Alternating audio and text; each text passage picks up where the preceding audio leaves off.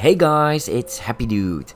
And what if I told you guys that there is a game with the character of Indiana Jones in the setting of Uncharted with the mechanic of Resident Evil, such as solving puzzles and mystery and some zombie like monsters?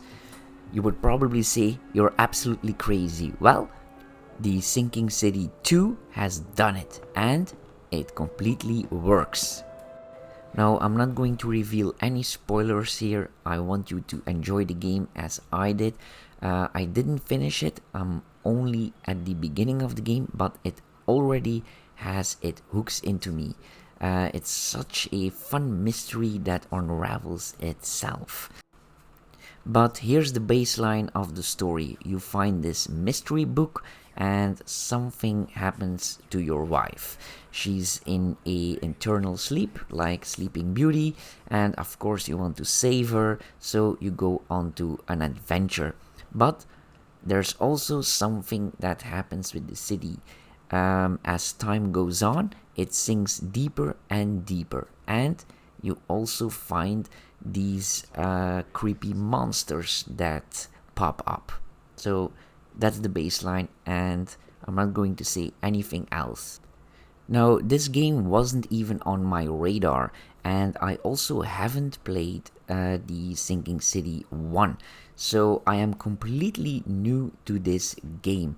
I got an email that someone saw my YouTube videos and they decided to give me a code to play this game for free. But I'm not being paid to do a review, so it's not really a paid review.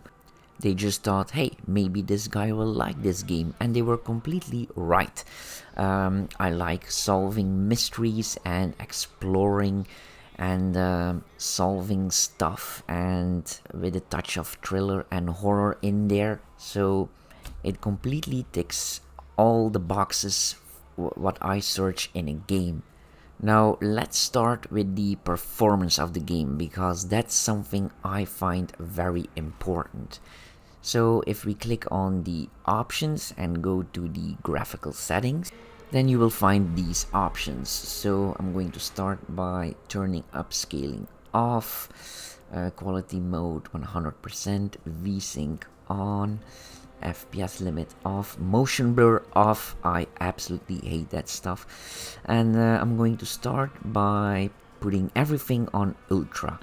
I have a 5950X as a CPU, and my GPU is a 9070 XT, so that's the most powerful graphics card in the AMD lineup. Okay, so now we are going to take a stroll with this boat here. This is where the adventure starts. So yeah, it's a sinking city, so everything is underwater, so you will be traveling by boat a lot. Now, not all the buildings are explorable. It's a big open city, but it's pretty linear from what I can tell, at least at the beginning. Here you can see the map. Not everything is revealed. This is just at the start of the game, and I have to say the graphics look absolutely beautiful. I am playing on 4K, native 4K, so no upscaling, and there's no frame generation in this game. I have to say it's a bit jarry. I don't think I have a lot of FPS going on, so I'm going to turn my counter on. But apparently you guys can't see it, it's an overlay. But I was hitting 35 FPS. It was pretty constant, so it's not jumping higher or going lower, so that's good. It's a stable frame rate, but that is pretty low. I know I am playing on ultra, but it's not a very heavy game, so there will be need for some optimizing here. And there's also appearing to be a grain effect over the graphics. I don't know if that's an art decision or it's just the limitation of the engine, but in the options I can't find the setting to turn it off. I hope they will add that later on. And there's also no option for HDR. So yeah, this needs a little bit of work, but overall it's very fun to play. And I am going to turn the graphics to high because 35 FPS is really low. Even though this isn't a fast-paced action game, I need at least 60 FPS to enjoy the game. So now that everything is on high, I am getting 45 FPS. So I'm also going to turn on TSR upscaling. That's normally something I really don't like doing so, but I don't really see a difference in the quality of the graphics, so it looks absolutely the same. And now I am getting between 60 and 70 FPS.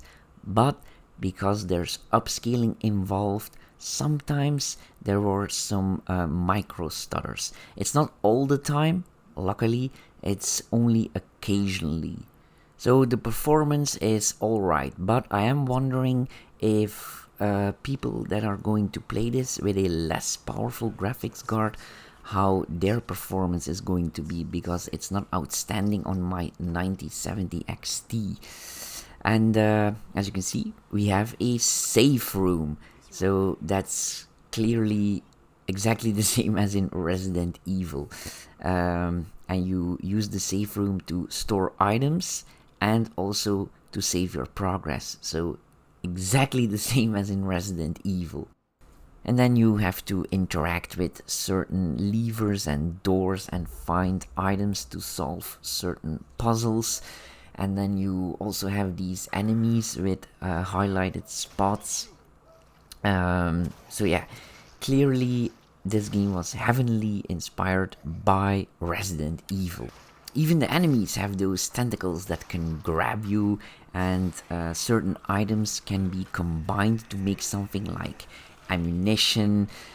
And you also have saves that you can unlock with codes that you have to find, and you also have to read everything you find. So yeah, it's basically Resident Evil, but it plays out in the early 1900s with a completely different story and different setting. And your guy really looks like Indiana Jones. So yeah, it's a weird but a fun combination, and it's got a good story. So that's what I like the most about the game. The graphics look really beautiful, just the performance needs a little bit of work and maybe some more settings in the menu. But yeah, the story and the gameplay is really good. So if you guys like what you see here, I would say give it a chance, try it out on Steam or wherever you want to play it. Thank you for watching, and you all have a nice day now. Bye!